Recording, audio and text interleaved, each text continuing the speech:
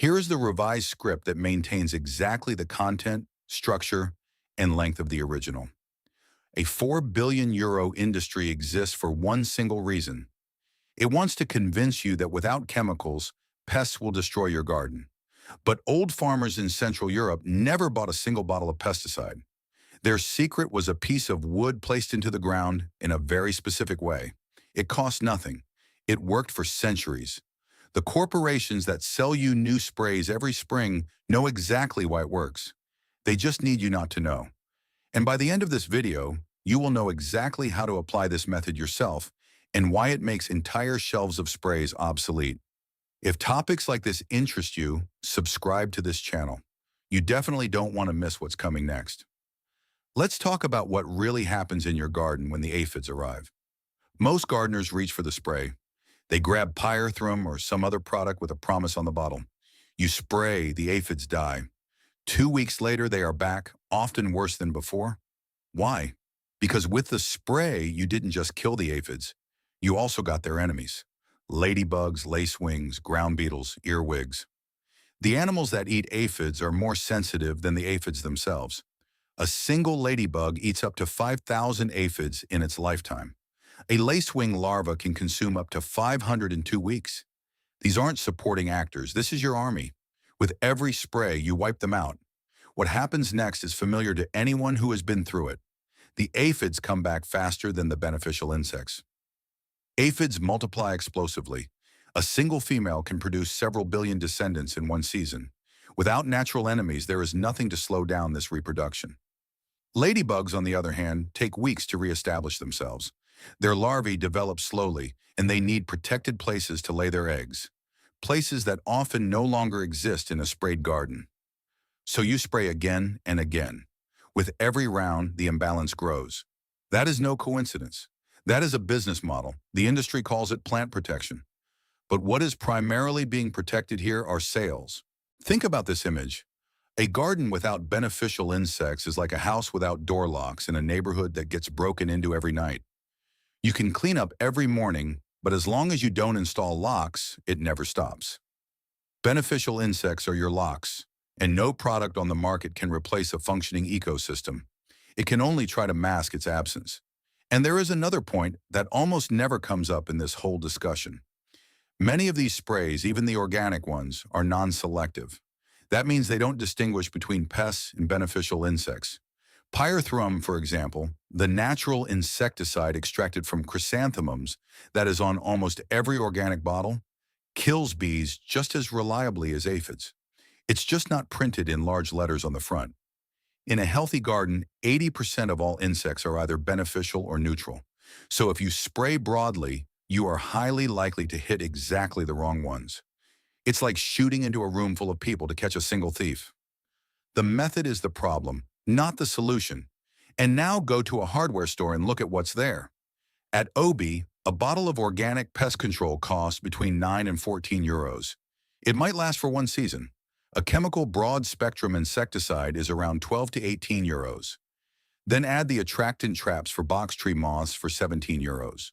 The yellow sticky traps cost 6 euros for 12 pieces.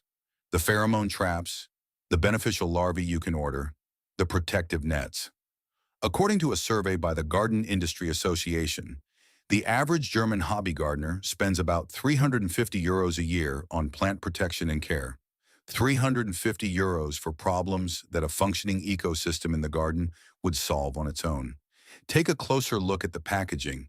On the front, there is always a promise: reliable, fast-acting, bee-friendly. On the back in small print, there is a note to spare beneficial insects and not to apply in direct sunlight.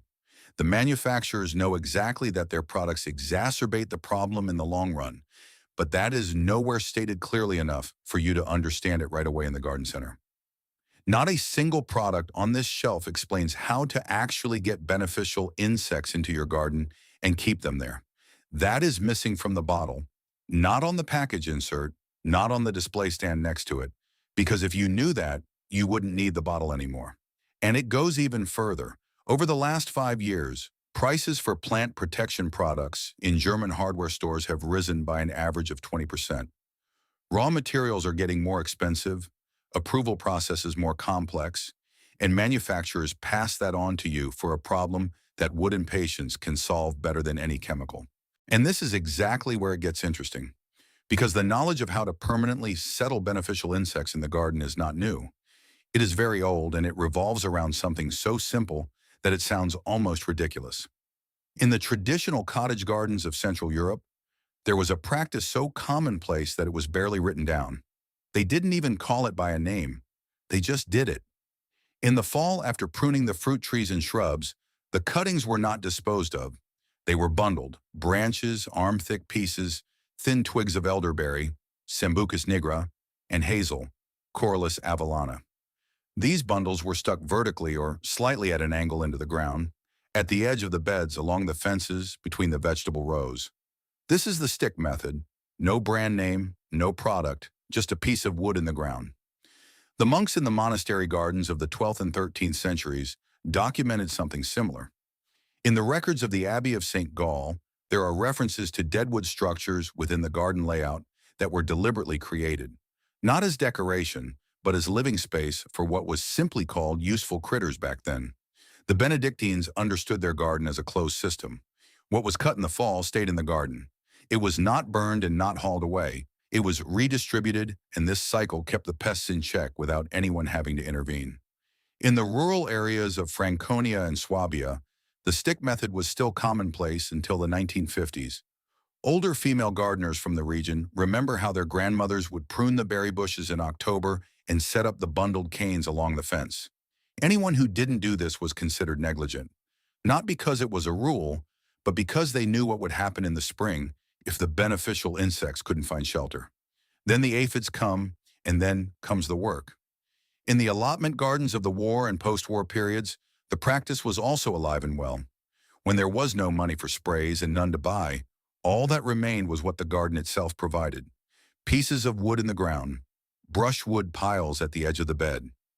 Old farmers from Thuringia and Saxony report that their grandparents deliberately placed elderberry sticks between the bean rows in the spring, not as a climbing aid, but because wild bees and parasitic wasps settled in the pithy stems, which then kept the ground beetles in check. The Amish communities in North America, who brought their gardening tradition directly from southern German and Swiss cottage gardens, practice this method to this day. No member of an Amish community buys pesticides. Their gardens are crisscrossed with dead wood, wooden stakes, and brushwood structures that deliberately serve as habitats for beneficial insects. It has worked there for 300 years, and it worked here before anyone came up with the idea of replacing it with a bottle. Science has meanwhile proven what these farmers knew from experience. A 2016 study by the University of Freiburg showed that gardens with targeted deadwood structures had up to a 60% higher density of predatory insects than comparable gardens without such structures. 60% more ladybugs, ground beetles, spiders, lacewings, earwigs, and parasitic wasps. These are the animals that eat your aphids, decimate your slug and snail eggs, and parasitize your cabbage white caterpillars. Another study by the Bavarian State Institute for Viticulture and Horticulture confirmed that just 3 deadwood elements per 10 square meters of bed area are enough to measurably increase the density of beneficial insects. 3 pieces per 10 square meters. That is less effort than weeding once. Why does a piece of wood work so well? Dead wood provides exactly what beneficial insects need to survive: wintering quarters, egg-laying sites, protection from rain and heat, and food. Because fungi and microorganisms live in and on rotting wood, attracting tiny creatures, and these serve as prey for larger predators.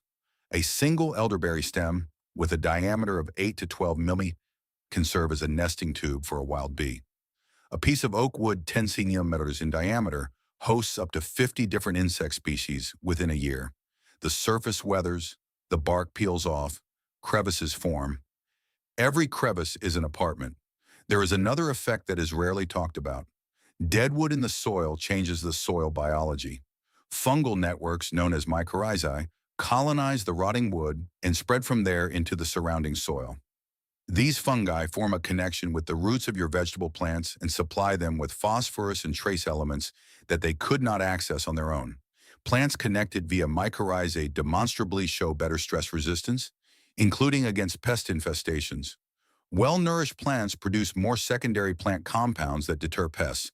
So the wood in the ground not only strengthens the beneficial insects above ground, but also the plants below ground. It works in both directions simultaneously.